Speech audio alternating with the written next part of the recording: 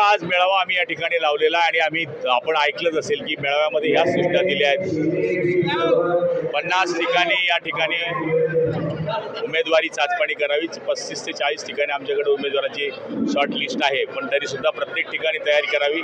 आमचं प्राथमिक काम असेल की महायुतीने निवडणूक लढावी। सन्मानपूर्वक जर त्यांनी जागा दिल्या तर आम्ही महायुती करू, नाहीतर आमची तयारी आहे। येथील आमदार आणि विद्यमान मंत्री त्यांनी त्यांच्या मिसेसचा उमेदवारी अर्ज किंवा माझी मिसेस लढणार आहे असं जाहीर फेसबुकला टाकून दिलेलं होतं। नंतर त्यांनी काढलं, परंतु त्यांची मानसिकता आणि त्यांची भूमिका काय आहे ही जाहीर झाली, त्याबद्दल आपण काय बोलतो?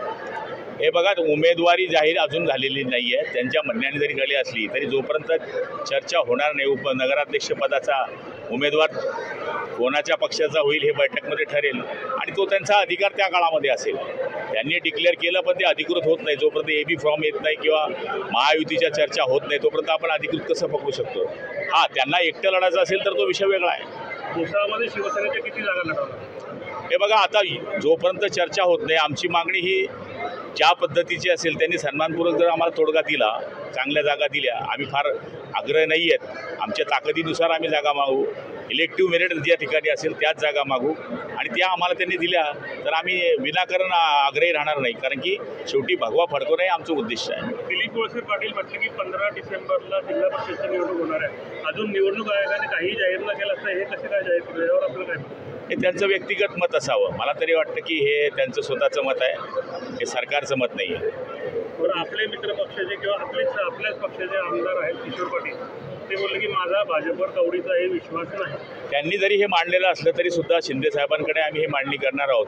त्यांचा झालेला त्रास, त्यांना निवडणुकीमध्ये झालेली त्यांच्याविरुद्ध बंडखोरी आणि त्यांना त्यांच्या विरोधात लढलेल्या उमेदवारांना पुन्हा भाजप प्रवेश, हे सगळं जळगाव जिल्ह्याने पाहिलं आहे। त्यामुळे साहजिक तो त्यांचा राग असणे काही चुकीचे नाही आहे, पण तरीसुद्धा आम्ही त्यांना समजवण्याचा प्रयत्न करतो आहे। हो, मुख्यमंत्र्यांनी सांगितलं होतं दिवाळीच्या आधी शेतकऱ्यांना खात्यामध्ये पैसे राहिले, परंतु आज पुन्हा अतिवृष्टी झालेली आहे बोदवड जामनेर तालुक्यामध्ये, आतापर्यंत शेतकऱ्यांच्या खात्यावरती पैसे पडलेले नाही। बऱ्याच ठिकाणी पैसे पडलेले आहेत, पण काही ठिकाणी KYC किंवा ते उताराचे मॅचिंग या सगळ्या गोष्टी आहेत, पैसे येऊन पडलेले आहेत, पण काही ठिकाणी शेतकऱ्यांकडे ते पैसे पोहोचले नाही, पण एवढ्या 8 दिवसांमध्ये पैसे पोहोचतील।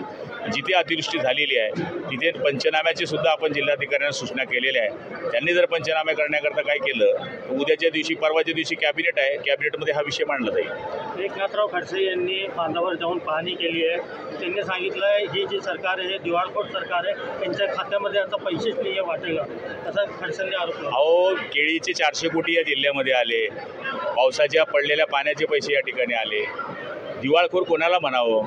मला तरी असं वाटतं की बांधावर जाणे, हे पाणी काय आम्ही पाडलेलं नाही, हे देवाची कृपा आहे की पाणी आपल्याला पाहिजे होतं पण ती अतिवृष्टी झाली, ते काय आपल्या हातात नाही आहे।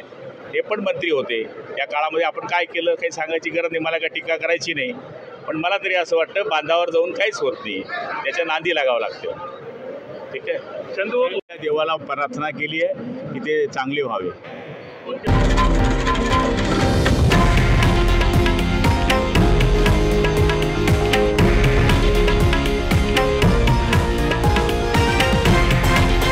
हे आहे देशातील नंबर 1 न्यूज नेटवर्क आणि आपण पाहत आहात TV9 मराठी, एकमेव।